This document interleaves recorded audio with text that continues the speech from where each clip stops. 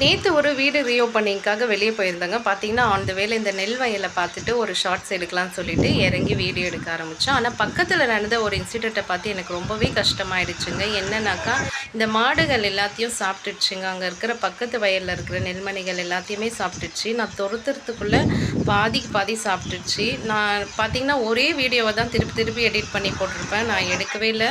ஒரு வீடியோ தான் எடுக்க முடிஞ்சிச்சு. அதுக்கப்புறம் இந்த மாடுகளை துரத்துறதுலேயே என்னால் கான்சென்ட்ரேட் பண்ணிட்டு இருந்துட்டேன். பார்த்திங்கன்னா எனக்கு ரொம்பவே கஷ்டமாயிடுச்சு 2-3 நாளாக. இதை இவ்வளோ பாதிக்கு பாதி சாப்பிட்டுச்சு அப்படின்னு சொல்லிட்டு.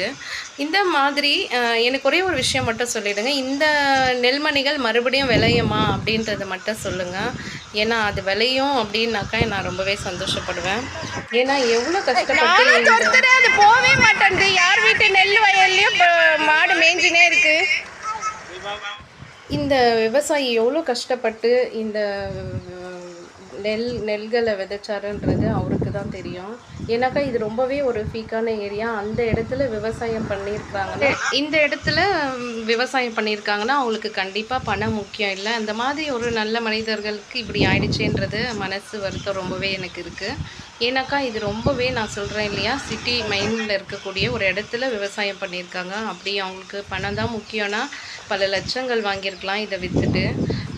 எனக்கு ரொம்பவே கஷ்டமாக இருந்துச்சுங்க. ஆனால் இந்த ஒரு இன்சிடெண்ட்,